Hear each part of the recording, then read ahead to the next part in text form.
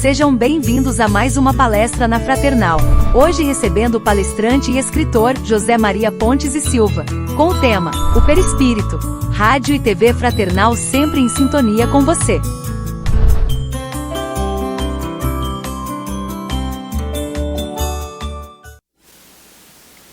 Olá, hoje nós vamos falar um pouco sobre o perispírito, abordando as ideias de Kardec e algumas ideias da obra de Francisco Cândido Xavier.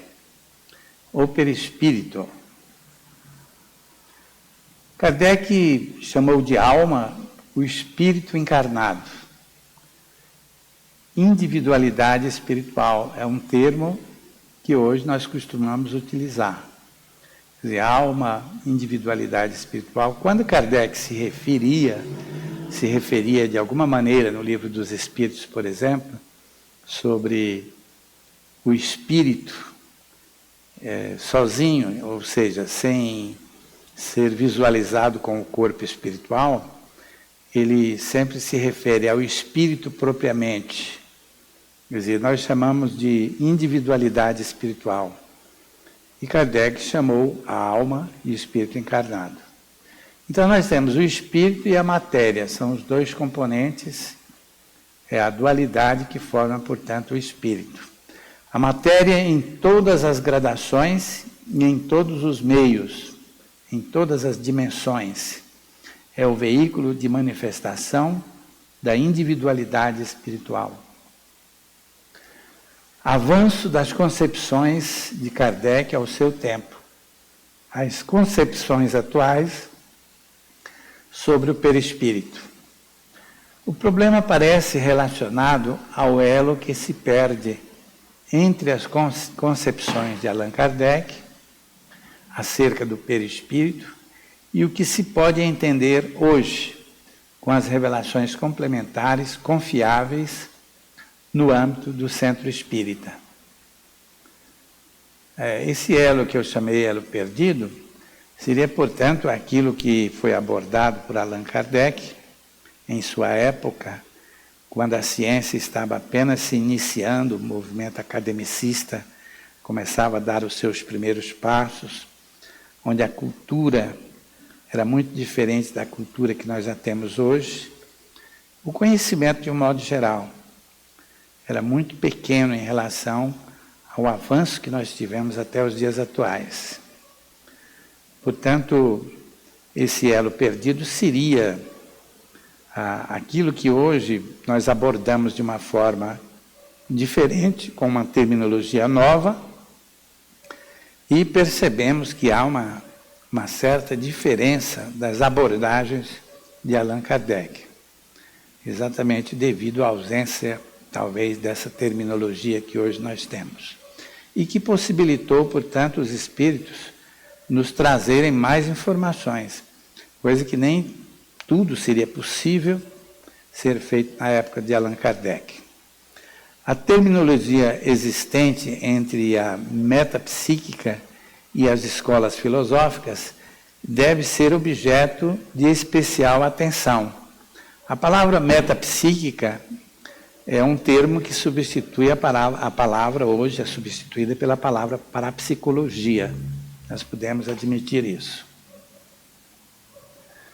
Aqui nós vemos uma abordagem feita por Allan Kardec na questão 141 do Livro dos Espíritos e observamos a maneira fácil, simples, como ele lidou com o corpo espiritual, com a alma, com o espírito e com o corpo espiritual, com o corpo físico. A alma não está encerrada no corpo, como o pássaro numa gaiola. A alma tem dois envoltórios.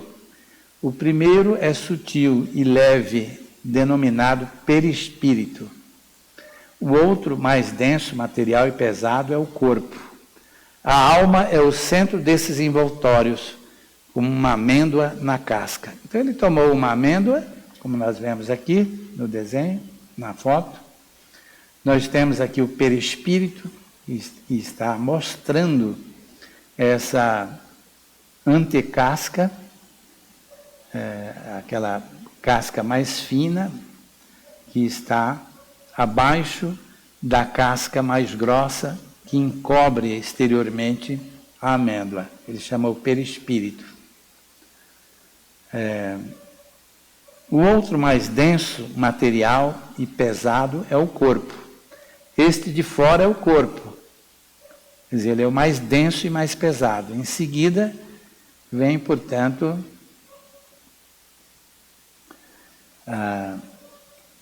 vem o perispírito, e em seguida vem a alma. A alma ele considerou a própria amêndoa. Então, muito interessante. Isso, acredito que todos nós já lemos no Livro dos Espíritos, questão 141. Apenas para mostrar a forma simples pela qual Kardec nos explica aquilo que já era, de certa maneira, conhecido há muito tempo pelos clarividentes do hinduísmo, que se formou há cerca de alguns milênios antes do Cristo. E sabemos que o hinduísmo traz ensinamentos totalmente diferentes dos ensinamentos de Allan Kardec. O hinduísmo é antigo. Se no tempo de Kardec não havia ciência, imaginemos alguns milênios antes do Cristo. Cada médium onde formavam as comunidades, onde eram todas politeístas, eles reencarnavam como clarividentes, portadores de mediunidade avançada em relação ao avanço do número de médiuns que surgiam aqui no Ocidente. E lá eles começaram a enxergar aqueles focos luminosos que passaram a chamar chakras, que hoje os espíritos dizem que no mundo espiritual se chama centro de força. Então cada um desses clarividentes se enxergava de uma maneira, divulgava a sua própria maneira. Uns falavam de que viam aquelas luzes no corpo espiritual, outros falavam que viam no corpo físico, outros falavam que viam no corpo etérico. Quer dizer, cada um abordava de uma forma exatamente por falta de conhecimento. Eram conceitos filosóficos extremamente simples e intuitivos. Kardec era um pesquisador nato, era um cidadão conhecedor de tudo aquilo que o hinduísmo já publicava, que já influenciava o mundo inteiro em suas religiões politeístas ou não. Quer dizer, mas Kardec ele era um pesquisador nato, ele era um homem de ciências, e ele não abordava o espiritismo utilizando a terminologia do hinduísmo, porque ele era um cientista. Ele era preocupado com as pesquisas e com os resultados através de cálculos obtidos nessa pesquisa. E, portanto, se Allan Kardec tivesse feito abordagens utilizando termos do hinduísmo, é provável que hoje, ou antes de hoje, quando o espiritismo foi lançado, ele já fosse taxado de mais uma seita do hinduísmo. Mas Kardec tinha conhecimento pleno de tudo aquilo que era publicado a partir das escolas filosóficas. Nós temos aqui um desenho muito antigo, acho que ele tem aproximadamente 20 anos na internet, ou 18 anos por aí. Eu coloquei aqui apenas para mostrar de que desde essa época em que eles colocaram esse desenho, ele já representa muito bem algo daquilo que Kardec e os espíritos que psicografam através de Francisco Cândido Xavier nos trazem de informações. Nós temos, por exemplo, aqui esse foco luminoso vermelho do lado esquerdo, seria a alma, seria a individualidade a que nós nos referimos. E nós temos a mente, que é mostrada aqui em cima, por esse desenho ampliado que o autor fez, onde ele escreveu embaixo corpo mental. Então, nós temos muito poucas informações sobre o corpo mental no ambiente do espiritismo. No entanto, André Luiz nos disse quais seriam as funções principais. O corpo mental é um corpo energético cuja energia é superior à energia do campo mental ou da mente, e ele intermedia o corpo espiritual e, portanto, a mente do espírito.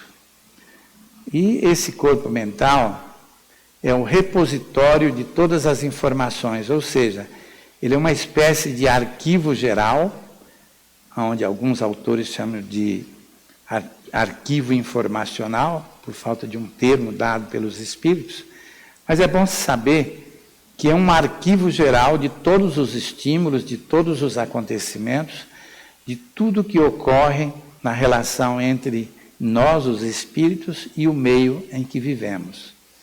Hoje existe uma discussão muito grande entre a psiquiatria, a psicologia, onde afirmam que somente alguma parte dos acontecimentos são arquivados pela nossa mente. Os espíritos nos dizem que tudo é arquivado, todos os estímulos, nada se perde.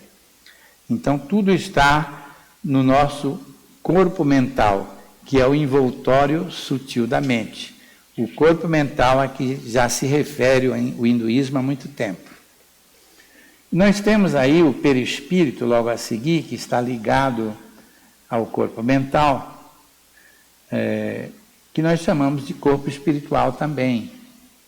Kardec chamou perispírito ao observar que as frutas têm o perisperma. Ou seja, numa laranja você observa aquela parte branca que divisa a polpa da laranja da casca. Portanto, ali seria o perisperma. Então, por que não chamar perispírito? E ele criou o termo perispírito para definir exatamente esse corpo espiritual que existe e que foi revelado pelos espíritos de que tratava-se de um corpo fluídico, duplo etérico, que é o corpo vital, que nós chamamos corpo vital. O que é o corpo vital no espiritismo? Seria a primeira camada da aura. Ela é composta de uma vitalidade extraordinária que parece nascer dentro do corpo e fica a 1 ou 2 centímetros fora do corpo. Então ela tem uma conotação diferente, um pouco escurecida, e ali seria o corpo vital, ou seja, o corpo de vitalidade que ganha a forma humana, onde a função essencial é manter a ligação entre as células do corpo espiritual e do corpo físico. Portanto, no hinduísmo, que era enxergado pelos clarividentes, o corpo vital, que nós chamamos hoje, é conhecido como corpo etérico. E temos o corpo físico, que é o que nós conhecemos. Bem, nós temos aqui um desenho que não é um desenho espiritista. No ambiente do espiritismo existem muito poucos desenhos, e estão surgindo os primeiros agora, em nossa época. Acreditamos que no futuro nós teremos muitos desenhos interessantes, que irão representar, portanto, muitas coisas que são ensinadas pelos espíritos. Mas nós temos aqui o coronário frontal, o coronário que fica, a luminosidade que sai da região parietal para cima, né? E o centro frontal que sai da testa, quer dizer, ele sai do córtex encefálico na frente do espírito. O laríngeo, que é responsável pela fala, que é responsável pelas intenções, pelo pensamento, pela fala. Nós temos o cardíaco, o esplênico, gástrico e básico. São muito conhecidos no ambiente espiritista. Kardec não inclui a existência de centros vitais. Quando ele faz a revelação do perispírito, ele diz tratar-se de um elemento único. Na verdade, o elemento sólido único no mundo dos espíritos é o perispírito. Nesse sentido, ele está certo, evidentemente. Mas os espíritos não disseram, ainda para Allan Kardec, de que lá havia uma tabela periódica completa de elementos que formavam as substâncias do mundo espiritual, que hoje são conhecidas dos espíritas, através das revelações da obra de Francisco Cândido Xavier. Quer dizer, no tempo de Kardec, os espíritos simplesmente disseram que o corpo era espiritual, que o corpo era um corpo sutil, que o corpo era um corpo, o perispírito era um corpo extremamente diáfano, era um corpo diferenciado, era um corpo fluídico. A realidade ratificada através da obra de Francisco Cândido Xavier. Foi o que eu me referi. Kardec não inclui a existência dos centros vitais. Aí o André Luiz veio e nos revelou os centros vitais, ou centros de força, que são os mesmos chakras, que é a palavra que significa roda, no antigo sânscrito, que era o antigo idioma do hinduísmo, que formou-se alguns milênios antes do Cristo, às margens do rio Indo. Portanto, os nossos irmãos clarividentes, na época em que eles enxergavam esses chakras, eles faziam referências muito maiores à própria luz do que às funções dos órgãos que correspondem a esses chakras. Quer dizer, e nós sabemos que luz é consequência, né? Nós temos a luz que nos ilumina, que ela é consequência de um acontecimento no ambiente da corrente elétrica que passa por condutores especiais. Portanto, hoje nós temos informações que são, na verdade, aguardadas até pelo próprio hinduísmo. Então, a realidade foi ratificada através de obra de Francisco Cândido Xavier. Relação entre as antigas e as novas revelações. Allan Kardec considera as antigas revelações, foram informados sobre a evolução do princípio inteligente, através da qual se estrutura o perispírito. Agora, embaixo tem: o conhecimento científico e a cultura da época não permitiu o avanço dessa ideia. É assim, Allan Kardec não recebeu informações completas, porém ele recebeu informações holísticas, informações vagas da estrutura do espírito. Se sabe que o momento inicial da nossa criação é um momento que pertence a Deus. Mas nós sabemos hoje, através das revelações da obra de Francisco Cândido Xavier, de que nós somos procedentes do princípio inteligente que existe na natureza, que existe no interior do átomo, da constituição atômica, através da qual se estrutura o perispírito. Nós não temos muitas informações sobre isso, e nós tampouco nos interessamos muito por esse estudo, porque os próprios espíritos recomendam a nós, os espíritas, que não nos preocupemos com a nossa existência em épocas em que antecederam a individualidade que somos e que somos consagrados como espíritos. Nós somos todos procedentes das forças potenciais do átomo. No entanto, não há uma recomendação do nosso estudo nesse sentido. Os espíritos nos recomendam de que todos nós devemos iniciar o estudo da doutrina dos espíritos, a partir do momento em que abordamos a chamada mônada celeste, ou seja, aquela mônada que se inicia aprendendo a construir o seu veículo de manifestação no protoplasma que se sedimentou na Terra há cerca de 2,5 a 2,8 bilhões de anos passados. Então nós temos que dar esta atenção, porque os espíritos nos pedem, e se agirmos assim, nós estaremos dando um respeito todo especial a Deus. Se nos preocuparmos o que fomos no tempo em que habitávamos os átomos como forças potenciais, sem sermos ainda o espírito propriamente, naturalmente nós iremos especular ao ponto de fazer reverências ou referências a Deus, que iria até, de certa maneira, lhe faltar com um certo respeito, segundo o profundo respeito que existe da espiritualidade, que eles demonstram ostensivamente através de tudo que falam e de tudo que escrevem. Então, o conhecimento científico e a cultura da época não permitiu o avanço dessa ideia. Ele se refere à ideia de como Deus teria preparado, não é, o princípio inteligente adicionado à consciência e à razão e estabelecido o momento inicial da criação de cada um de nós.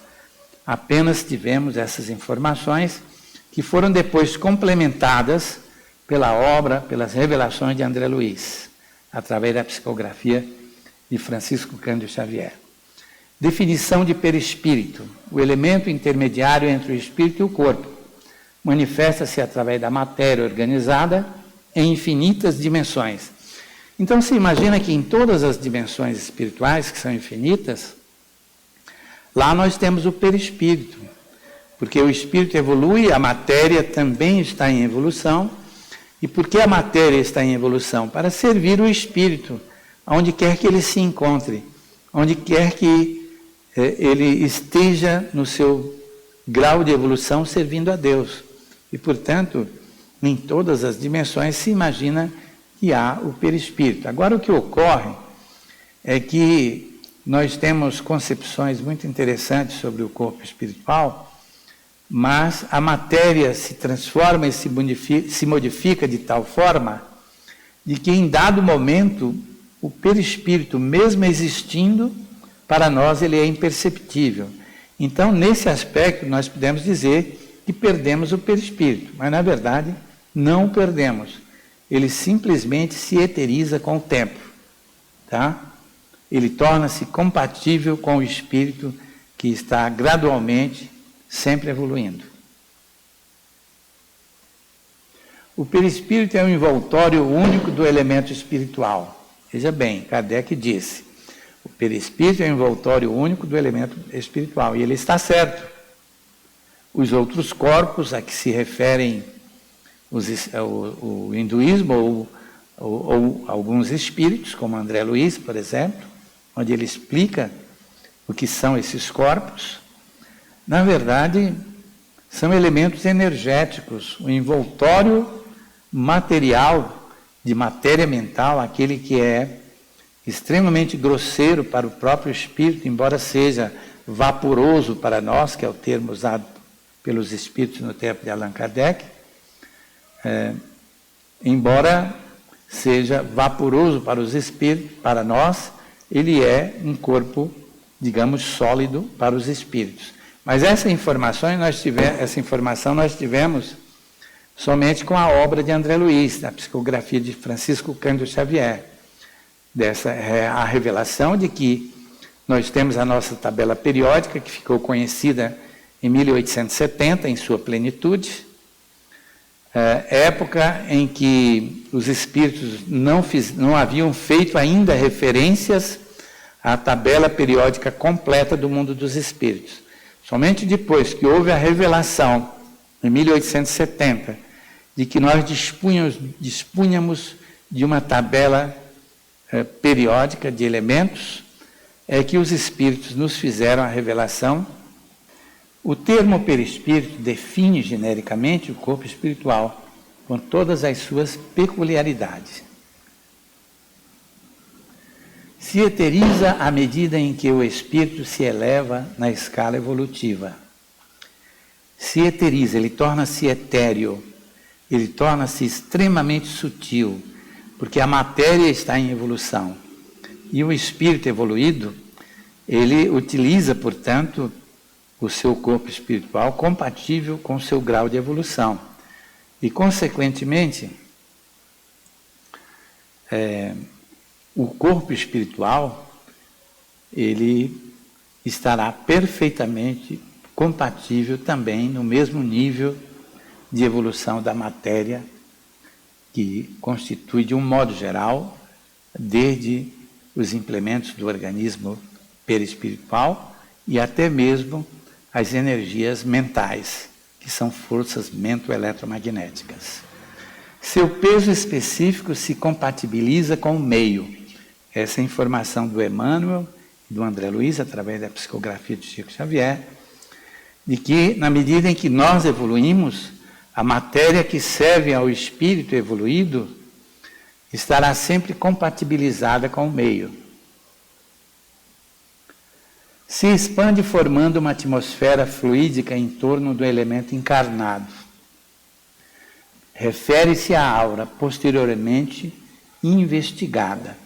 Então Kardec não usava o termo aura, ou melhor, Kardec nunca usou um termo do hinduísmo.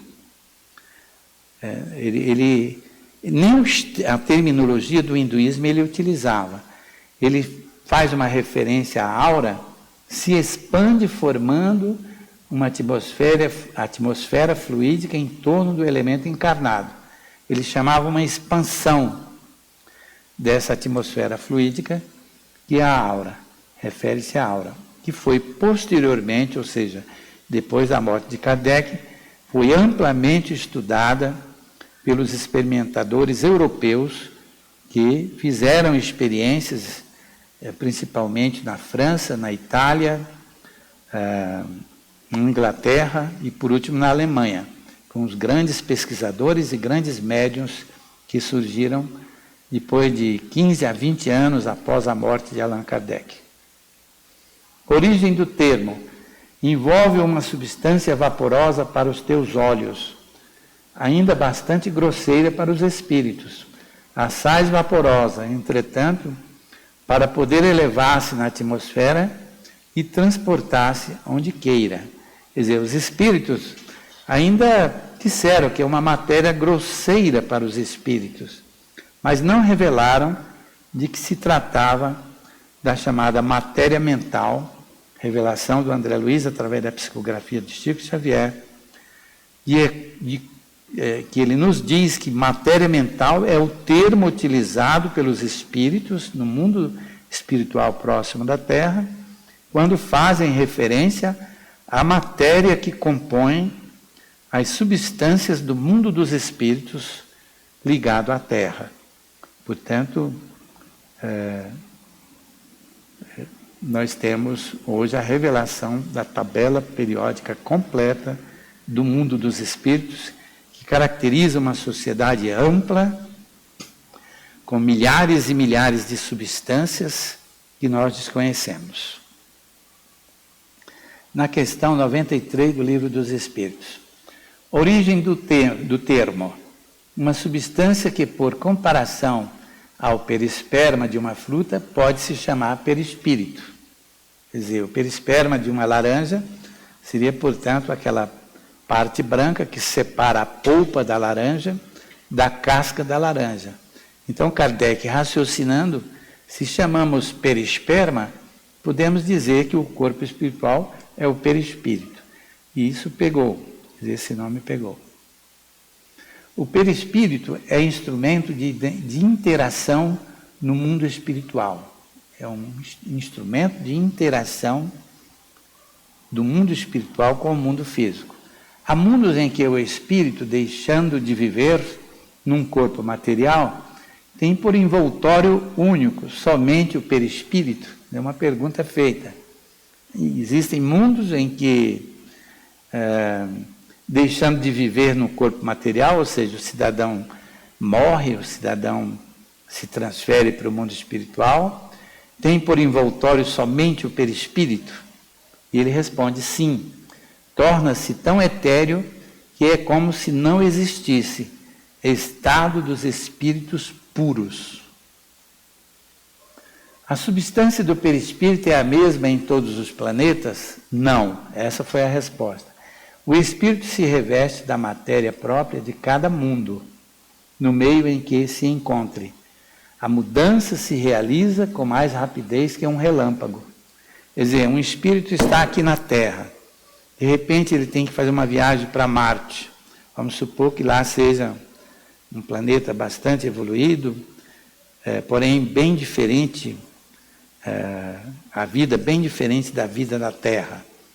Quando ele chega lá, naquele instante, automaticamente, o seu perispírito é substituído por matéria que contém aquele planeta.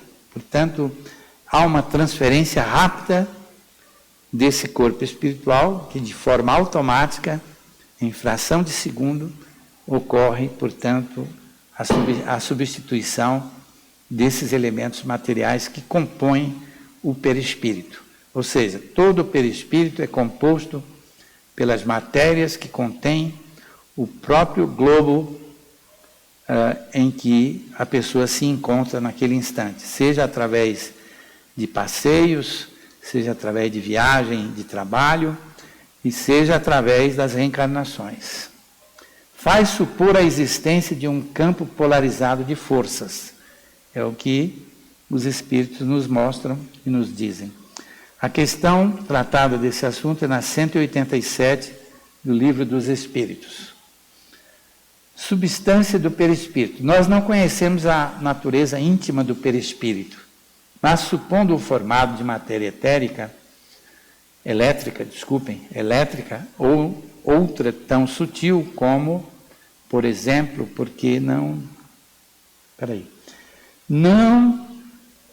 nós não conhecemos a natureza íntima do perispírito,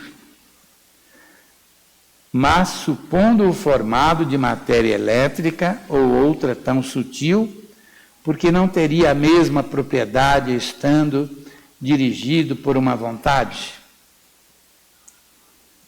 Quer dizer, é a questão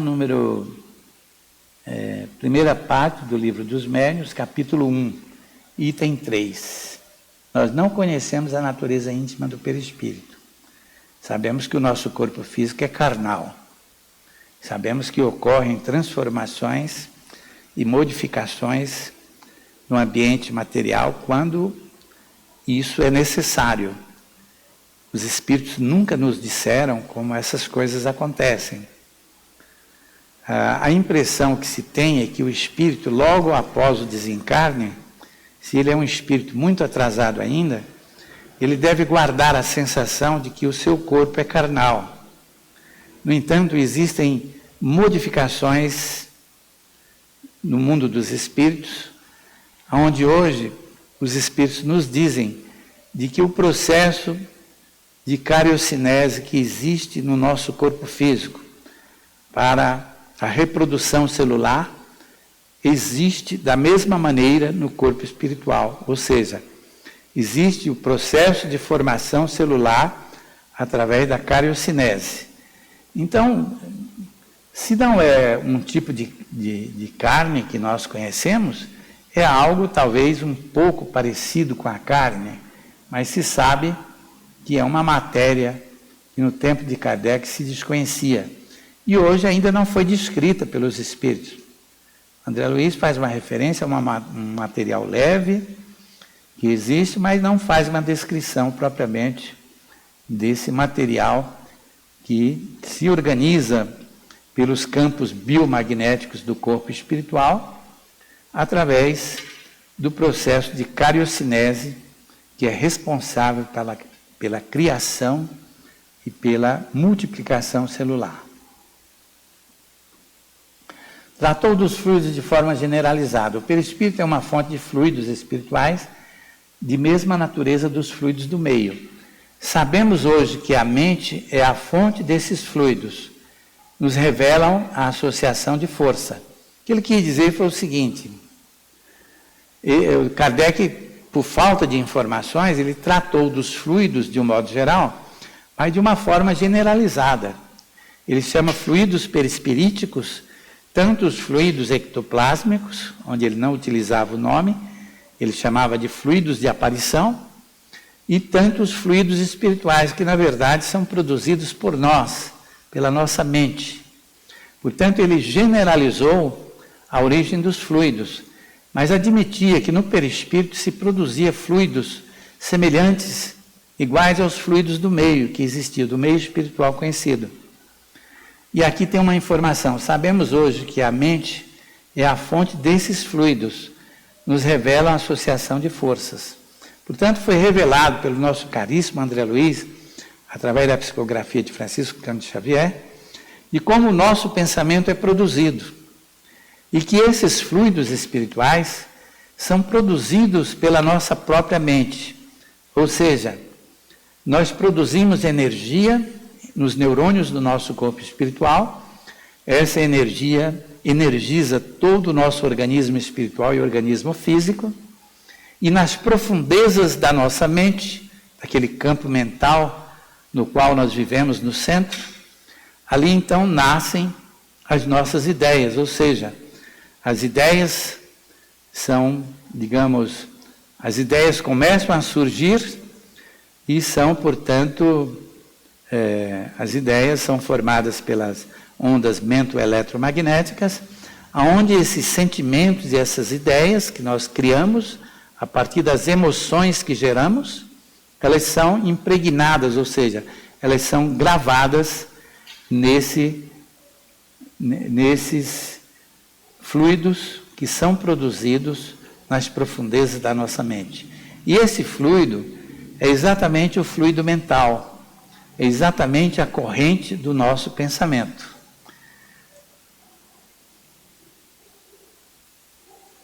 O perispírito do encarnado assimila os fluidos do meio, é uma fonte fluídica, é o remédio.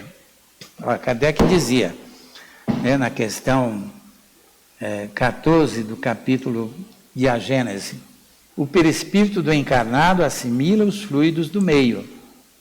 Quer dizer, o perispírito produz fluidos que são iguais aos fluidos espirituais que já existem no meio. E ele assimila, ou seja, ele tem uma interação com esses fluidos.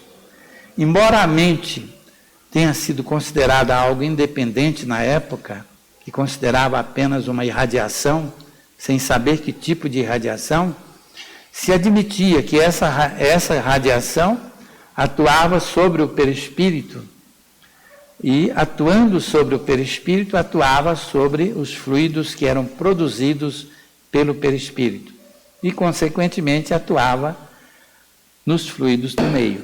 Portanto, era o conhecimento que se tinha, muito holístico, muito vago, no tempo de Allan Kardec, onde seria impossível os espíritos fazerem as revelações que foram feitas através da obra de Francisco Cândido Xavier, porque tivemos muita evolução em todos os ambientes da nossa sociedade, no ambiente científico principalmente, e com uma terminologia adequada para isto. Assim como no futuro, um pouco mais distante de hoje, no nosso tempo, nós teremos novas revelações em função de uma terminologia nova que certamente irá se formar ao longo de muitos anos que irão se passar até atingirmos esta época que eu me refiro.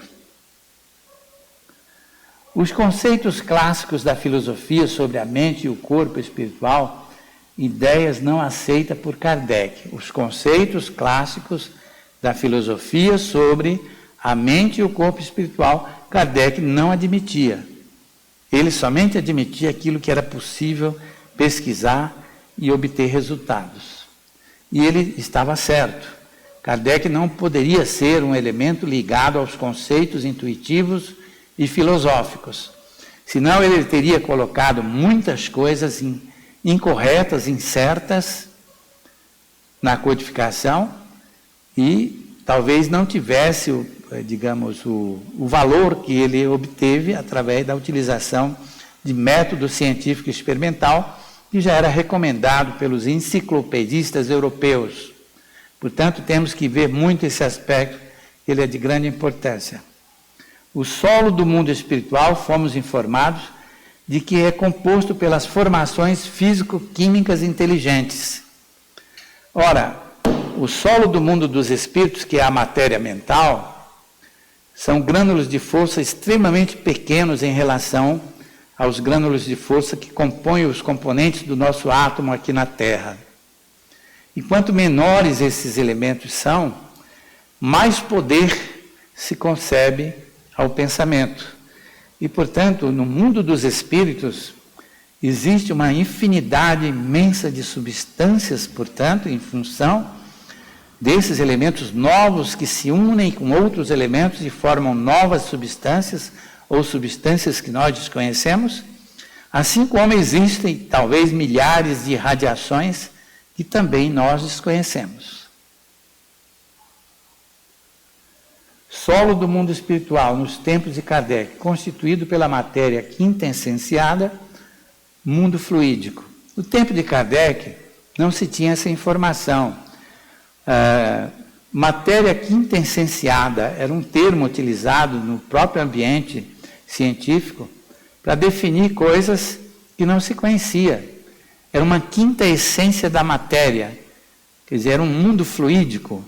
Então, no tempo de Kardec, muitas coisas eram consideradas fluídicas. Quando os espíritos disseram que o mundo espiritual era fluídico, que o corpo espiritual era fluídico, foi tudo muito aceito, porque todos faziam ideia do que seriam os fluidos.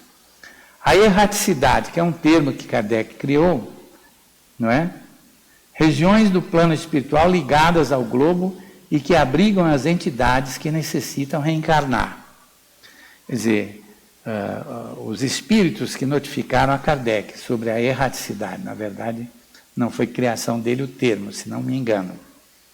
Foram os espíritos quem transmitiram o termo, dizendo que na erraticidade são as regiões do plano espiritual ligadas ao globo terreno e que abrigam as entidades que necessitam da reencarnação.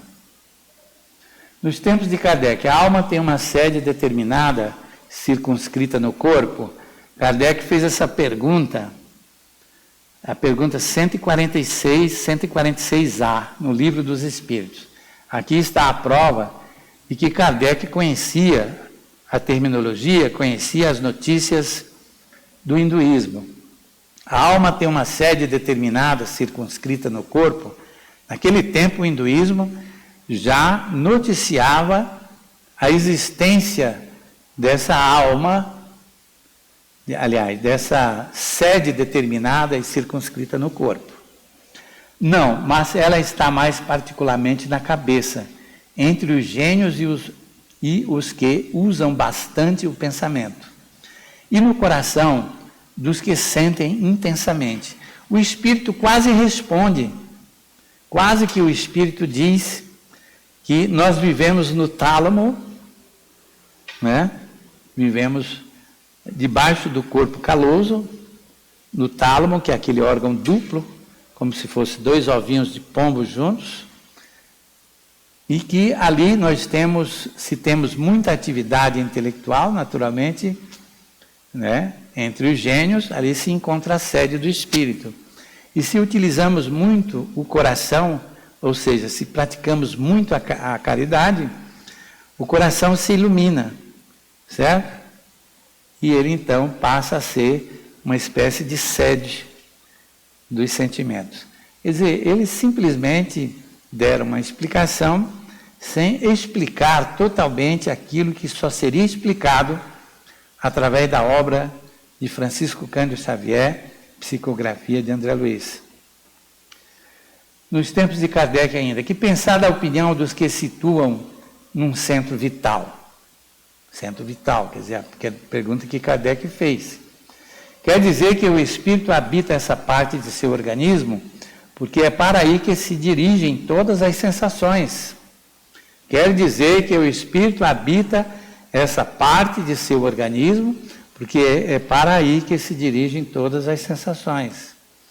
O que é a situação, o que a situam naquilo que consideram como o centro da vitalidade, confundem-na com o fluido ou fluido vital. Quer dizer, o centro da vitalidade, na verdade, os centros vitais, eles desempenham um papel importante. O principal é o coronário, depois vem o cerebral, que exerce a administração sobre todos os outros demais centros vitais que existem no nosso organismo físico e, consequentemente, o organismo espiritual. Certo? Então, a administração é feita pelo centro de força mais importante que abriga a nossa morada energética, que é no tálamo. O lugar da alma se encontra mais particularmente nos órgãos que servem às manifestações intelectuais e morais. Quer dizer, a alma é, portanto, o espírito encarnado. Nós vivemos, portanto, no tálamo. O sistema nervoso detém os órgãos de manifestação do espírito. André Luiz. Em complemento à questão 165, Kardec assim se exprime. Aumenta a sua ilusão em se ver no corpo semelhante ao que deixou, cuja natureza etérea não verificou. Julga o sólido e compacto como o primeiro. Admira-se de não poder apalpá-lo. Em condições normais é impalpável, mas visível para os espíritos. Vou ler de novo, para ficar bem claro. Em complemento à questão 165, Kardec assim se exprime. Quer dizer, Kardec, na questão 165, faz uma referência à energia mental. Aumenta a sua ilusão em se ver no corpo semelhante ao que deixou, cuja natureza etérea não verificou. Julga o sólido e compacto como o primeiro. Admira-se de não poder apalpá-lo. Quer dizer, é assim que Kardec concebia o corpo fluídico. Através das informações dos espíritos, o espírito desencarna, ele tenta apalpar o seu corpo, mas não consegue. Por quê? Porque é um corpo fluídico. E o corpo fluídico não é sólido. Quer dizer, aí não havia ainda, Kardec não havia recebido, nós não havíamos recebido ainda a informação sobre a tabela periódica que existia no mundo dos espíritos. Coisa que isso ocorreu bem depois nas obras de André Luiz. Em condições normais, é impalpável, mas visível para os espíritos. Quer dizer, Kardec ainda acrescenta de que a nossa mente tem a capacidade de tornar tangível esse corpo. E aí nós podemos apalpá-lo. Quer dizer, em condições normais ele é impalpável, mas a mente tem o poder, pela ação do desejo, de torná-lo visível e palpável. Pela ação do desejo, o espírito altera a forma de sua própria apresentação. Inclui-se acessórios, que é a lei geral. É só ler aquele capítulo 7 do livro dos médiuns. Existe uma palestra aí também que trata do assunto, que é Laboratório do Mundo Invisível, que já está no YouTube, que já está na Rádio e TV Fraternal. Pode se tornar tangível e visível para o homem encarnado. Sua estrutura contém propriedades eletromagnéticas. Pela ação do desejo, o espírito altera a forma de sua própria apresentação. Quer dizer, Kardec admitia a existência de uma lei que atuava tanto no mundo espiritual quanto no mundo físico. Ele precisou atender a sua própria mente, admitindo que existe essa lei. Pode se tornar tangível e visível para o homem encarnado. Isso já foi observado pelo próprio Kardec através de suas experiências. Sua estrutura contém propriedades eletromagnéticas. Embora não se soubesse na época com exatidão o que seria o eletromagnetismo, que tornou-se mais amplamente conhecido somente em 1870. Ainda se desconhecia as formações inteligentes ou forças ativas, relação de André Luiz. Quer dizer, a revelação da existência da tabela periódica ainda não havia sido feita. Força desconhecida que se produzia no organismo do médium, observada nos processos de cura pela imposição das mãos, que era a força magnética. Todo mundo conhecia a magnetita, o magnetismo do mundo. Era utilizado pelos nossos irmãos do Extremo Oriente como pequenos instrumentos que eles realizavam para se orientarem em suas embarcações. Mas Kardec tomou um termo utilizado por Mesmer, que é o fluido animalizado. Quer dizer, o animal que produzia o fluido era o homem, tá? Porque não se conhecia ainda o eletromagnetismo. Quando Tales de Mileto encontrava as pedras, eu sempre falo isso aqui, ele encontrava a pedra de magnetita no lugar chamado Magnésia, na antiga Grécia, ele dizia que Deus havia colocado o amor nas coisas. Ninguém sabia, na verdade, o que era o eletromagnetismo. Pensamento. É uma irradiação. Atua sobre o fluido perispirítico e sobre os fluidos do meio. Se desconhecia a natureza, a formação do pensamento, embora se concebesse que é produzido no perispírito. Agora, tem a informação aqui de André Luiz. O cérebro espiritual produz a corrente do pensamento, a mente a configura em fluido espiritual. Veja bem, é uma irradiação, simplesmente o pensamento. Era o que Kardec concebia. Se Deus conhecia a natureza e a formação do pensamento, embora se concebesse que é produzido no perispírito, mas não determinava o local do perispírito em que era produzido. Hoje nós sabemos, e é nas profundezas da mente. Agora, o André Luiz diz, o cérebro espiritual produz a corrente do pensamento. A mente a configura em fluido espiritual. Quer dizer, o fluido espiritual tem a sua origem em nossa própria mente. São milhões e trilhões de criaturas pensando 24 horas por dia. Portanto, produzindo fluidos espirituais, que é a corrente do nosso pensamento. As novas revelações da obra de Francisco Cândido Xavier possibilitam ao centro espírita avançar no entendimento da relação espírito, mente e corpo. O perispírito é o corpo fluídico que conserva após a morte. A individualidade, aquele ponto branco no meio da bola amarela, que é o elemento espiritual, que é a alma. Nós temos aqui o perispírito é o corpo espiritual revelado através de André Luiz. Individualidade, o pontinho branco, onde nós vivemos, imaginemos um globo, onde você vive no centro do globo. Você emana suas próprias energias e forma o campo mental. É a criação essencial do espírito. E nós vivemos em nossa morada energética. Portanto, é o elemento espiritual. Nós temos a mente, emanações da individualidade, que é exatamente essa parte amarelo do centro. Envoltório da mente, que é o corpo mental. E temos o corpo espiritual, que é este envoltório mais largo, esse azul, que está por fora.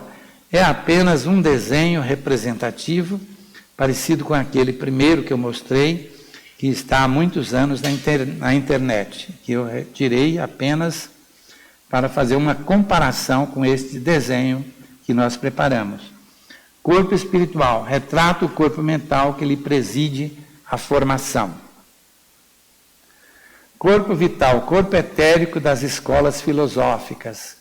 Corpo vital aqui está sendo representado por esta linha cor-de-rosa, e, portanto, depois vem o corpo físico, e o corpo vital é uma segregação de energias que se constitui, na verdade, a primeira camada da aura. Corpo vital etérico das escolas filosóficas, vulgarizado como primeira camada da aura.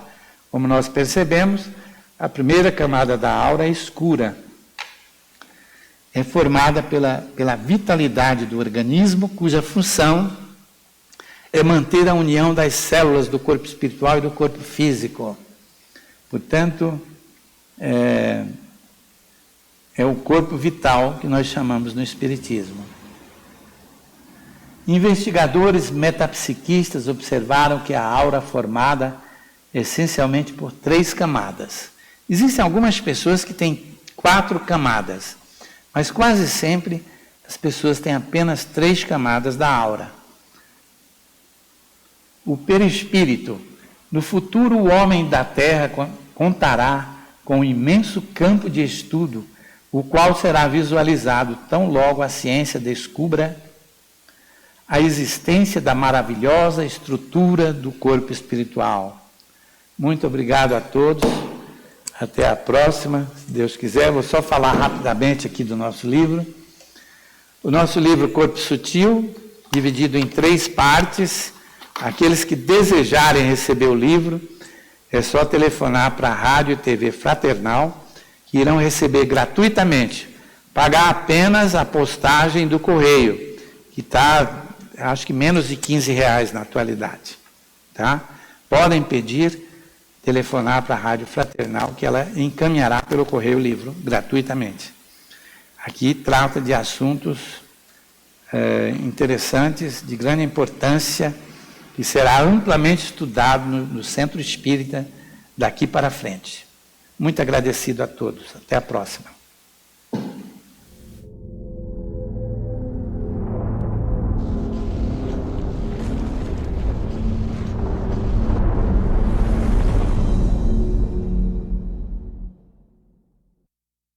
Acabamos de apresentar mais um programa Palestra na Fraternal. Sempre uma palestra diferente com temas ligados à doutrina espírita. Assista pelo YouTube, pela TV Fraternal e também no Facebook.